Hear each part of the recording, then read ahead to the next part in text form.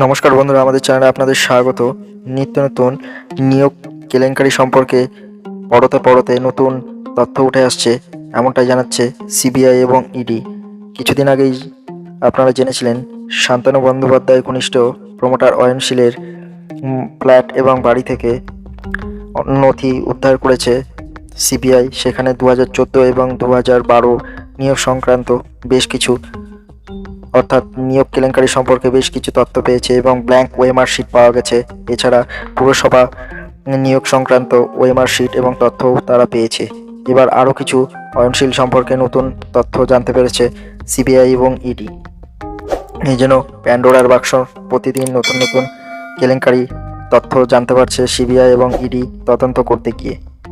শান্তনু বন্দ্যোপাধ্যায় ঘনিষ্ঠ প্রমোটার অয়নশীল গ্রেপ্তার হওয়ার পরে ইডি জানিয়েছিলেন তারা যেন সোনার খনি পেয়েছেন। সেই দাবি যেন সত্যিকারে প্রায় প্রতিদিন অয়নকে নিয়ে বিস্ফোরক তথ্য সামনে আসছে। এবার নিয়োগ দুর্নীতিতে অভিযুক্ত অয়নের আরও 4 টলি বান্ধবীর খোঁজ মিলেছে। শীঘ্রই তাদেরকে ডেকে পাঠিয়ে জেরা করা হবে, এমনটাই জানাচ্ছে ইডি সূত্র। নিয়োগ দুর্নীতির তদন্তে ইডি জানতে পেরেছে শুধু সেটা নয়, নিয়োগ দুর্নীতিতে অভিযুক্ত অয়নশীলের একাধিক গার্লফ্রেন্ডের খোঁজ মিলেছে, যারা প্রত্যেকেই টলিপাড়ার পরিচিত মুখ। ইডি জেনেছে অয়নের প্রযোজনা সংস্থা ছিল, সেই সুবাদে তার সঙ্গে যোগাযোগ তৈরি হয় টলিপাড়ার। নিয়মিত যাতায়াতের সুবাদে উঠতি নায়িকাদের সঙ্গে তার সুসম্পর্ক তৈরি হয়।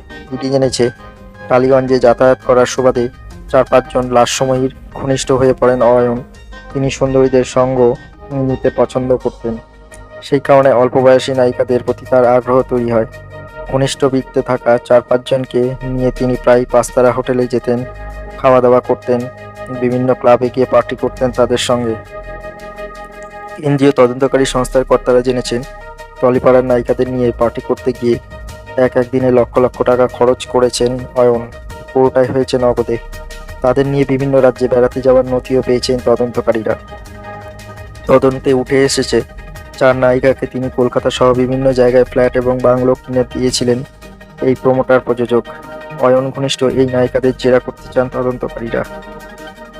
এখন প্রশ্ন হলো, এই সকল টাকা কোত্থেকে এসছে? অয়নশীল যে টাকা উড়িয়ে বেরিয়েছে বিভিন্ন নায়িকা এবং তরুণীদের পিছনে, সেই সকল টাকা চাকরির দুর্নীতির টাকা, অর্থাৎ নিয়োগ কেলেঙ্কারির টাকা, এমনটাই মনে করছে ইডি সূত্র।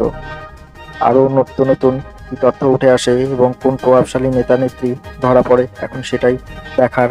তবে এটুকু সবাই বুঝতে পারছে এটি সংগঠিত ক্রাইম, অর্থাৎ বর্তমান শাসক দল ক্ষমতায় আসার পর থেকে একটি ব্লুপ্রিন্টের মাধ্যমে শিক্ষিত বেকার যুব সমাজকে পঙ্গু করে দিয়ে তাদের কাছ থেকে অর্থের বিনিময়ে অযোগ্য প্রার্থীদের বছরের পর বছর ধরে নিয়োগ করে চলেছে এবং বঞ্চিতদের রাস্তায় বসতে বাধ্য করেছে। এখন এই বঞ্চিত চাকরি প্রার্থীদের সাথে যারা কর্মচারী, যাদের ন্যায্য পাওনা ডিএর দাবিতেও আদালতের রায় থাকা সত্ত্বেও পথে ধর্মঘটে বসতে বাধ্য হয়েছে। এই সরকার, দুর্নীতিবাদ সরকার, কতদিন থাকে বা কতদিন জনগণ তাদেরকে সহ্য করে, এখন সেটাই দেখার। বিস্তারিত খবরের জন্য আমাদের চ্যানেলটি সাবস্ক্রাইব করে বেল আইকনটি প্রেস করে রাখবেন। পরবর্তী আপডেট ভিডিওর জন্য অপেক্ষা করুন। নমস্কার।